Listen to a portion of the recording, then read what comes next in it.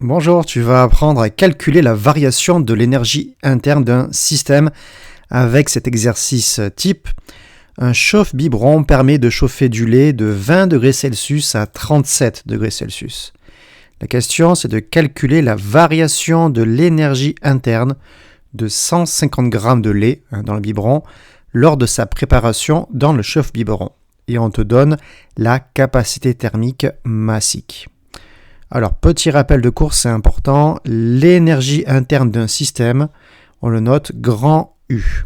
Cette énergie interne, elle résulte de contributions microscopiques, c'est-à-dire ce qui se passe au niveau des atomes ou des molécules. Il y a deux contributions. Tout d'abord, l'énergie cinétique microscopique. Ça, c'est dû à l'agitation thermique des atomes, des molécules, mais aussi de l'énergie potentielle microscopique, parce que les molécules, elles ont entre elles des interactions. Voilà, ça, tout ce qui se passe au niveau microscopique, c'est ce qui définit donc l'énergie interne d'un système, grand U, en joules. Nous, on veut la variation de l'énergie interne, donc on va chercher delta U, la variation de l'énergie interne. C'est égal à grand C fois delta T. Alors grand C, c'est ce qu'on appelle la capacité thermique. Souvent, elle est en joules par degré Celsius moins 1 ou bien joules par Kelvin moins 1 aussi, c'est possible.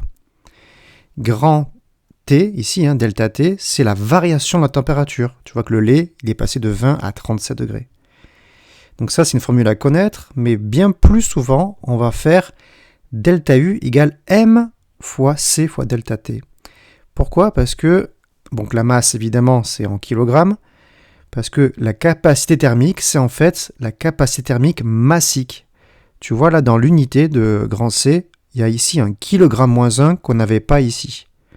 Donc grand C, c'est la capacité thermique, mais parfois c'est la capacité thermique massique parce qu'elle tient compte de la grandeur de la masse.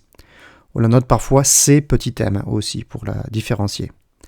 Donc ici, par exemple, comme on a la masse, on va faire donc la masse fois la capacité thermique massique fois la variation de température. Donc on y va. Donc delta U, MC delta T. Donc la masse, attention, il faut que je me mette en kilogrammes. Donc 150 grammes, 150 10-3. Grand C, donc c'est ce qui est donné ici. Tu vois, c'est bien des joules kilogramme moins 1, degré Celsius moins 1. En delta T, donc c'est la variation de température. On est passé de 20 à 37, donc je fais le chaud moins le froid. Le chaud moins le froid, 37 moins 20. Donc ça me donne une variation d'énergie interne de 1,1 fois 10 puissance 4 joules.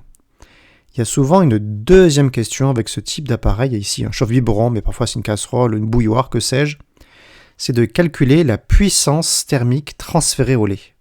Ce thermos-là, ce chauffe-biberon, il a une puissance thermique qu'on va calculer. Donc si on veut que le lait soit pris en 3 minutes, nous on veut 3 minutes, passer de 27 à 37, quelle est la puissance fournie par le chauffe-biberon à une puissance thermique ? Alors, tout d'abord, tu connais cette formule, j'en suis sûr, l'énergie c'est égal à la puissance fois la durée, delta T.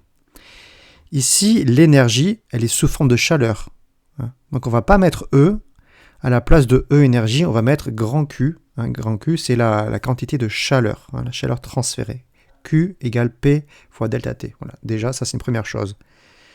Q, c'est la chaleur, mais on n'a pas Q, mais d'où elle provient ?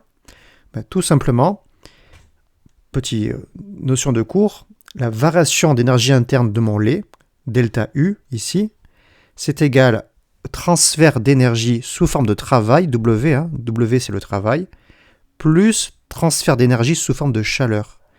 Mais ici, mon lait, il est au repos, donc il n'y a pas de travail. W égale 0. Donc, delta U, la variation d'énergie interne, c'est égal au transfert thermique. Je te fais un petit schéma ici. La variation d'énergie interne en joules de mon lait, elle provient en fait du transfert thermique Q, de l'extérieur vers l'intérieur.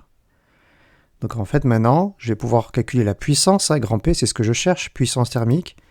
P égale Q sur delta T. Mais en fait, Q, c'est le delta U.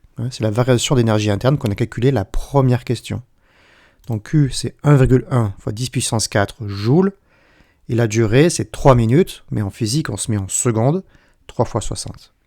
Ça donne donc une puissance thermique pour ce chauffe biberon de 61 watts. Toutes les puissances sont en watts.